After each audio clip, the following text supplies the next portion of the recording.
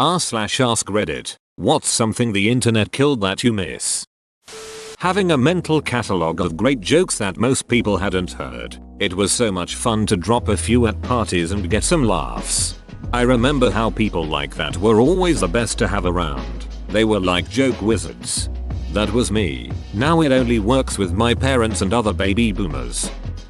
If you were exceedingly dumb or had terrible ideas, your reach was really only your direct circle of friends. Now idiots can broadcast their ideas across the planet with a click. The village idiots have gone global. And now they can congregate. I'm seeing a few people say movie rental stores. I think specifically the moment when mom and dad say let's go rent movies tonight and you knew you were in for a night of staying up late and eating junk food. Those were the days, man. Note, my first silver. Note 2. Man oh man, my first gold. I knew Pokemon Mewtwo Strikes Back was going to positively impact my future. Yep. My parents would give us a rating limit and let each of us choose one so we could watch them during the weekend. It was always a fight to the death who got their movie Friday night. I'm glad most of us grew up together in a way. I get tired of hearing insane stories of meth head parents or creepy cousins or whatever. Blockbuster movie night is as nostalgia inducing as it gets.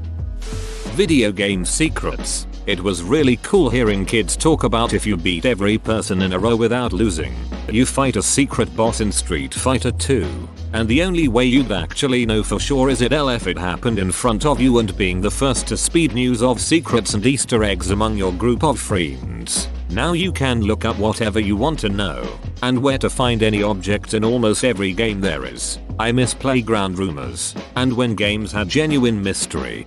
Did you know, if you beat Metroid fast enough, Samus takes off all of her clothes?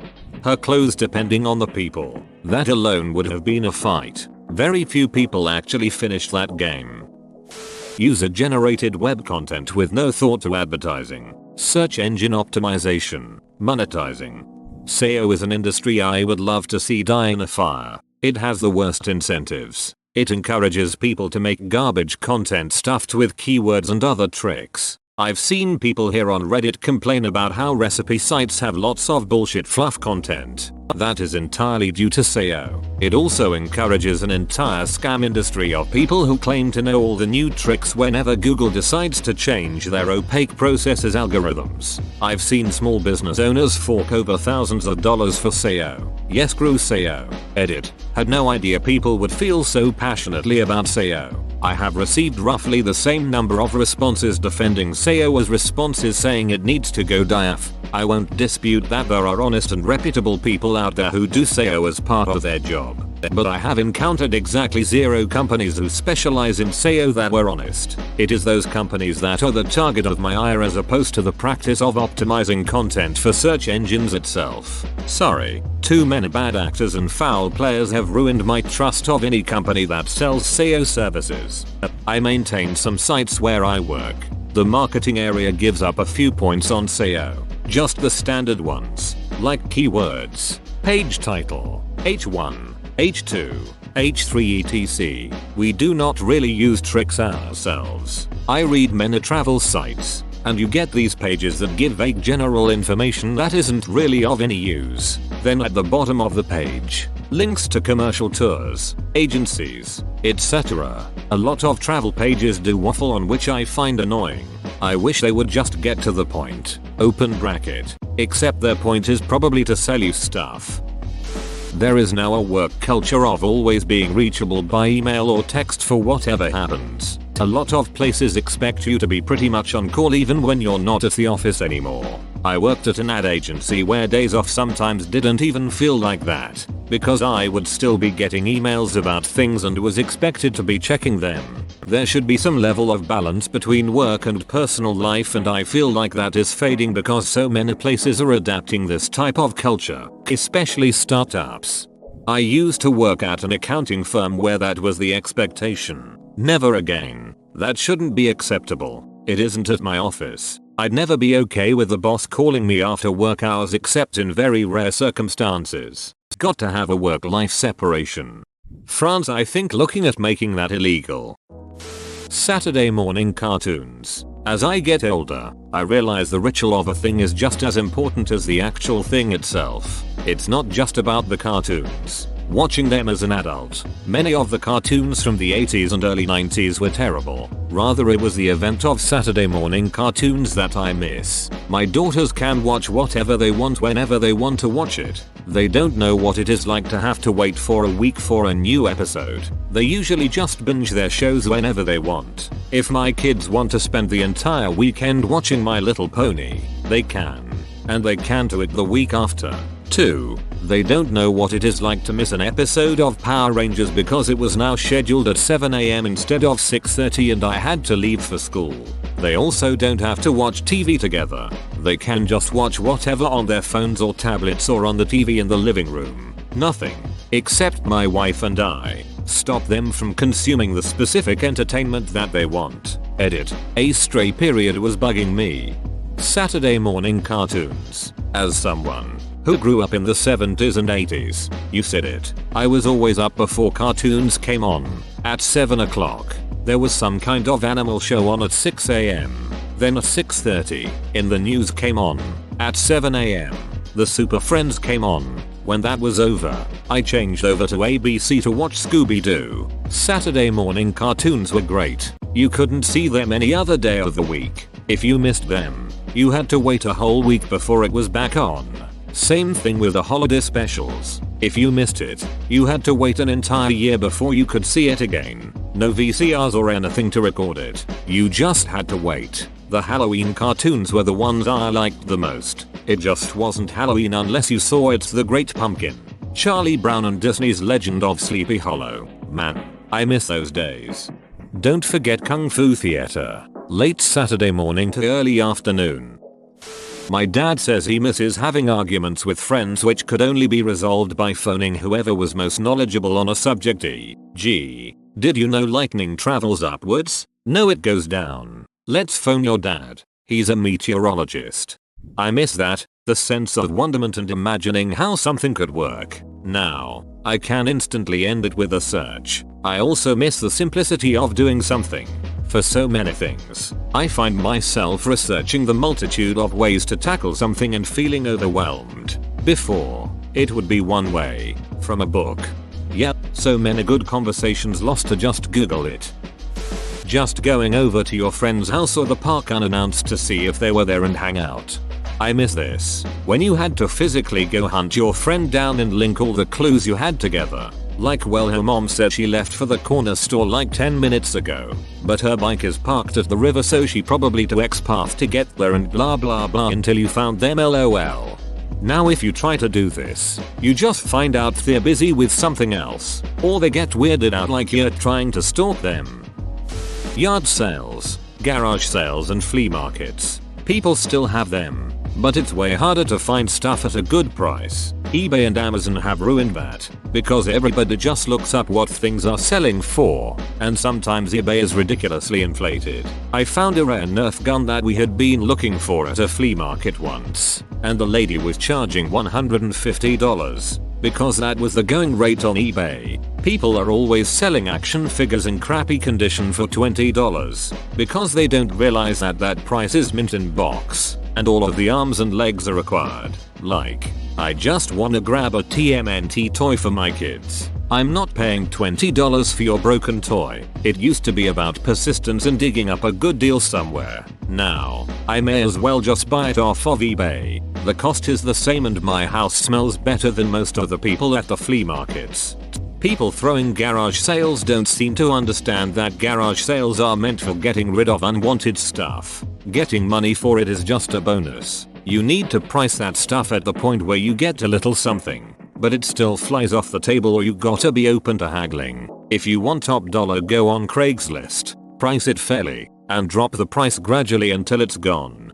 I once saw a printer laying on the side of the road in the rain. A few days later I went to a yard sale across the street from where I saw said printer and there it was with a $200 tag on it. It still had the mud and pine needles on it. At a garage sale I'm not paying more than $50 for a working printer. Edit. 20 years ago I spent $40 on a high performance office laser printer which at the time turned out to be worth around $1,500. No, I'm not shelling out $50 for someone's old broken inkjet. You can stop telling me I'm crazy for spending so much. Not all printers are the same and sometimes you can get a really good deal.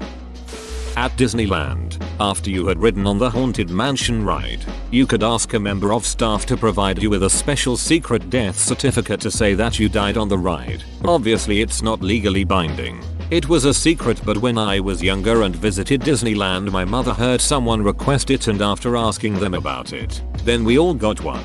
Unfortunately, with the advent of the internet the secret got out and too many people were asking for death certificate. So Disney in their infinite wisdom scrapped the little Easter egg. I've since lost mine and had one day hope to get one for my child. Edit. I did not expect this comment to blow up. Thanks for the silver and all the tricks to try if I ever go back there. Not legally binding? That's bullshit. I heard Disney had to scrap a talking trash can because it got out on the internet as well. BBS systems. When I was a kid there were local bulletin board systems. We chatted, we left messages, arranged doom death matches and played door games. Then you'd see those people in real life, at school and user meetups. It was all local. That's how I met my husband. We met through his BB when we were 16. Been married now 18 years. Together for 23 years. I met this girl in school by leaving tiny messages written on the corner of the classroom table where the cleaner would often miss them. She was morning class, I was afternoon. We went from that to leaving actual letters tapped under the table. It was exciting. When we met physically the excitement stopped suddenly though. Aol Chatrooms. Around 2006-ish. The internet moved from being a way to talk to new people to a way to keep talking to people you already know. That's super useful and all. But there was a lot to be said for building friendships with total strangers who you only knew by username, but would still chat every night. It was part of the internet of discovery rather than the internet of familiarity. I miss it. At times, it was nice to have it be so easy to build those connections. I like your phrase, the internet of discovery versus the internet of familiarity. It's a really good description. This explains why my parents' generation used to tell me, don't believe everything the internet said, versus their tendency now to do exactly the opposite. Internet was full of strange, alien people back then. Today it's of relatives and friends and colleagues. I miss the feeling of walking into a Blockbuster but still appreciate the convenience of streaming. I did Blockbuster's attempt to compete with Netflix DVD mailings. It was awesome because they let me bring a mail disc into the store and exchange it for a free rental. They would send the next disc when it was scanned at the store, so I was never without something. I didn't miss a new release for about 2 years. Yes, the event that was going to a Blockbuster. It wasn't always just about getting a specific movie, open bracket, although sometimes it was. For me, it was perusing the horror movie section when I was 13. The boxes were always so interesting. Then you would find that one movie, the perfect movie, then the ritual of holding it while you continue to look, carrying it home with the anticipation of watching this specific video cassette that you picked out. That was the best. Then, when I met my now wife, we would spend forever debating the right movie to watch. We will pitch our choice and wander around forever until we found the perfect movie for date night. With so many movies available at my fingertips with no waiting or extra cost even, I just don't find myself watching or enjoying movies as much. Maybe it's just me, and I've changed, but I do miss the ceremony and ritual that was involved in renting a movie. Photo albums. My parents have all these awesome albums from when they were kids, and then when they got married, and then from my childhood. I love leafing through them when I'm at their house. My own photos are all on Facebook or Instagram and it's not the same at all. Snapfish, Walgreens, etc. let you get prints of digital photos. They aren't always as detailed as 35mm prints but work pretty well. The first time my girlfriend was like, I'm gonna go to Walmart and print off these pictures so we can hang them up, it blew my mind. I hadn't ever really considered showing off some of the fun times we had been having. Now the house is filled with fun memories. I miss when concerts didn't have a sea of people filming a video from their phone. I remember Paul McCartney complained about this recently. I think when he had a show at the Cavern Club he politely requested no cell phones and someone still took theirs out. Wish I was old enough to experience one without them. Edit. Here's the story I was talking about. It was great. A sea of lighters and slow songs has so much more warmth and glow than cell phone lights. Like many people, I'm often nostalgic for the feeling of brick and mortar rental stores. I can't describe the joy I felt walking into a Blockbuster on a Friday night hoping the new movie I wanted to rent wasn't sold out, and getting overpriced movie snacks while waiting in line. One of my fondest memories was Halloween night when I was like 8 and I begged my dad to let me watch the first Halloween. Since he always raved about it, we finally went to Blockbuster, but he warned me it's very possible it would be sold out. I waited in the car with my mom and he came out with a bunch of snacks giving us the thumbs up. I went ducking mental haha. Being off the grid, internet and cell phones ruined it. Nothing stresses me out more than a string of texts in the morning. I feel like I have to check it in case it's work related. Email used to be fun. Now it's just a series of people needing something from me or trying to sell me something. Maybe I'm just an old cranky man. If being stressed by morning texts and email means being old cranky man, then I'm definitely an old cranky man at 26. I'm 32 and I feel the exact same way. I absolutely miss not being able to be reached 24/7. If your phone rings or you get a text, you are expected to answer and will surely get some sort of lecture coming your way if you don't. It was the main reason why I deleted all social media accounts, changed my number, and only gave my number to a select few. I don't like feeling I owe anyone an explanation for anything I do. Only one person gets that honor and I'm married to him. Everyone else can duck off. Reading a book before bed. Now I mostly surf the web until I get tired. I've been trying to break that habit myself. Even with night screen enabled, I find that looking at my phone makes it hard to go to sleep, whereas reading a book wouldn't have that effect on me. But it's so damn hard. I usually end up down some rabbit hole of nonsense on my phone. I simply lose track of time. Artificial light does weird things to your circadian rhythm. Bookstores and music stores. The feeling of walking into a Borders and browsing the eternally high bookshelves can't be topped. Bookstores are actually doing the best business they've done in a long time. After nearly being wiped out a decade ago, small bookstores are booming. Dane Neller, the owner of Shakespeare & Company in New York City, just opened his third indie bookstore, and he's proving the naysayers wrong. Bookstores are back and they're back in a big way, he said. I'm not giving to hyperbole, it was record-breaking for us. CBS News. A good number of people prefer a physical book. I am one of them. Get enough damn screen time between work and smartphone ownership that I refuse to read my books on them too. Plus books are just great little things to have around in physical space, and some people like to browse and pick something random. I'm less one of those, but I still enjoy a good peruse at a bookstore. Would be a real shame to lose them. Journalism. Via forcing a change from subscription to eyeball ad click-based revenue. Get the facts right became get it out first. Unemployed person on Twitter became journalist. Don't become the story became your identity drives your reporting. Be objective became advocate. Newspapers and reporters became brand names. The evening news became the evening 6-hour opinion block. And the total use of sound bites only. Clipping what people say into pieces to help advance whatever agenda you have is horrible. Also things like that crap that Jim Jeffries did. Changing the questions and answers around to make the subject look like a total monster. Yes, I get that he is a comedian and it is not a news show, but it masquerades as one. Nintendo Power. Oh man. I had a subscription for a year as a present. I still remember reading about the winning config in a custom Robotoni. Had an absolute blast reading every one. Don T remember what happened to M though. This weekend my wife and I went apartment hunting in a super rural area that had no listings posted online. We popped into a real estate office and talked to someone there about apartment rentals. They just sold houses, but they gave us a few names and numbers of friends they had that did rentals. One was the owner of a lumber supply shop. So we followed the real estate guy's directions up the street, turn at the bank, go through a light and turn to the right to the lumber yard. The owner was busy, so we spoke with the guy there behind the counter. He said the owner didn't have anything available at the moment but gave us more friends' numbers to call. It was like doing detective work in the 80s. We found a nice place and made arrangements for the lease all in one day. Kinda made me appreciate the days before instant gratification of online house hunting. Reading. I used to read almost one book per day as a child. Now I have a lot of trouble focusing and I rarely finish a book even though I find it interesting. AFV.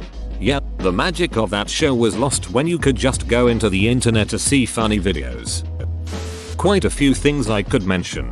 Going to the mall, privacy, etc. But I really miss going to the store to buy an album I like. I loved record stores. I still like buying the CD because it contains artwork and there's just something special about having an album in your hands that you've been waiting years to listen to. Now everything is on iTunes or Spotify. It seems more impersonal than it should. Event planning announcements didn't rely on Facebook. I mean, social media was in full swing by the time I was 19, so I only speak of teenage childhood memories, but I feel like when event planning involved phone calling, texting, and speaking to each other face to face, you really had mutual connection from people who were as into the idea as you were. Nowadays someone ticks that damn maybe interested or yes button or says oh sweet I'll get back to you in Messenger, and that's the last you hear from them until they don't show anyways. And yes, I'm bitter from being on the receiving end of many people doing that. I really miss Minecraft before it was memed. It was such a wholesome game that I honestly loved playing when I was younger. It hasn't stopped being a wholesome game. There's just way more stuff in it now. Shame. People jump on and are just complete duckwords and never have to deal with the consequences. If people had to look someone in the face, they mostly wouldn't spout the shit that they do. People were dipshits back in the day too. There's just no record of it. But trust me, I remember. Being able to avoid spoilers for big movies. Not having access to literally all the information. By that I mean I love that there is a wealth of knowledge at my fingertips, but there's also a lot of garbage, noise, and information that I just don't need to know. Imagination is dying. It's good for the brain to get bored and wonder and think and imagine. Porn mags being randomly discarded in public places. Finding one as teen was like an epic loot drop. My social life. Shortwave radio. Every day and night you could tune in pretty much every country on the planet, and there were even published guides, like TV Guide. I had so much fun trying to tune in stations all around the world and putting pins in my world map for all of the ones I managed. Conditions vary a lot based on day or night, frequency, solar conditions, etc. And you could also write to the stations with a report and get postcards and pennants and other swag from them. It all started dying in the 2000s once the internet meant you could find info about everyone everywhere. I found my old shortwave radio a year or two ago. From Radio Shack, another thing I miss. And you can still get some stuff, but the bands are dead for the most part. It's sad that magic is gone, comma. The radio star. Mystery in video games. I feel like playing was more meaningful without wikis and guides readily available. This especially applies to MMOs, knowing the game used to be a really great featuring. The stock market. It used to be a great place for people who could do some quick math. Now it is a game of computers bidding and selling within fractions of seconds and well-dressed guys with connections who hit the buttons. Turns out computers are good at doing quick math. It seemed to me that there was a lot less obnoxiously narcissistic people, probably because before Instagram, YouTube and Vine, not everyone could be famous. The excitement of waiting for a certain CD to come out, going to the store to buy it on that day, getting it home, and listening to it on repeat while studying the liner notes. Whoa, you made it to the end? You're a ducking beast. I'll cut you a deal. Smash like and subscribe for more curated content, bruh. It's free and that's a great price.